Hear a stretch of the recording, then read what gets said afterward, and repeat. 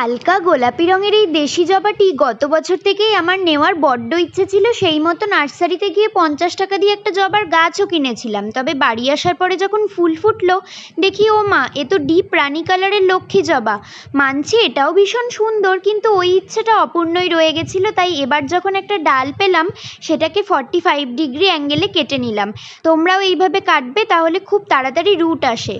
এখানে দেখো, আমি একটা জবার ডাল থেকে টোটাল 5টা কাটিং তৈরি করেছি, আর সব পাতাগুলো কিন্তু কেটে ফেলেছি। আর খুব কাছ থেকে দেখলে বুঝতে পারবে পাতাগুলোতে কিন্তু মিলিবাগ রয়েছে। বেবি পিঙ্ক কালারের বদলে রানী কালারের জবা পেয়ে প্রথমবার আমার সাথে যে স্ক্যাম হয়েছিল, তারপরেও আমি বেশ কয়েকবার নার্সারিতে গিয়ে এই জবার খোঁজ করেছি, কিন্তু একবারও পাইনি। শেষমেশ কয়েকদিন আগে আমার হাজবেন্ডের গ্রামের বাড়ি থেকে ফেরার সময় কঙ্কালীতলার কাছে একটা পেট্রোল পাম্পে আমরা ঢুকি, আর সেখানেই এই জবা গাছ আমি দেখতে পাই। তারপর আর কি, পেট্রোল ভরা কমপ্লিট করে ওখানকারই এক স্টাফ দাদাকে রিকোয়েস্ট করি একটা ডাল দেওয়ার জন্য। প্রথমে একটু হ্যাঁ না করছিল বটে, কিন্তু তারপরে নিজে হাতেই কাটার এনে আমাকে একটা ডাল দিয়েছে। আর সেই জবার ডাল পেয়ে তো আমি ভীষণ খুশি হই। আর রিটার্ন গিফট হিসাবে ফিরে আসার আগে সেই দাদাকে আমি জানিয়ে আসি, আপনাদের গাছে কিন্তু প্রচুর পরিমাণে মিলিবাগ হয়েছে।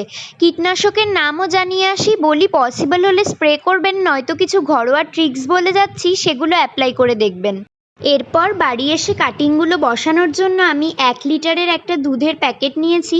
আর কাটিংয়ের গোড়ার দিকটাকে প্রথমে একটু সুতির কাপড় দিয়ে মুছে রুট হরমোনে ডিপ করে আমি মাটিতে বসিয়ে দিয়েছি। তোমাদের কাদের বাড়িতে এই জবা ফুলের গাছ রয়েছে কমেন্ট করে জানিও। সব কাটিংগুলো লাগানো কমপ্লিট করে প্যাকেটটাকে আমি ছাদের সেমিশেড পোর্শনে রেখে দিই আমার অন্যান্য কাটিংগুলোর সাথে। আর ঠিক তার পেছনেই দেখো কি সুন্দর সাদা রঙের পর্তুলাকা ফুল ফুটেছে। এই গাছ বসানোর ভিডিও কিন্তু আমার চ্যানেলে অলরেডি আপলোড করা আছে, তোমরা যারা দেখোনি তাদের জন্য এই ভিডিওর ওপরে লিঙ্কটা অ্যাটাচ করে দেবো।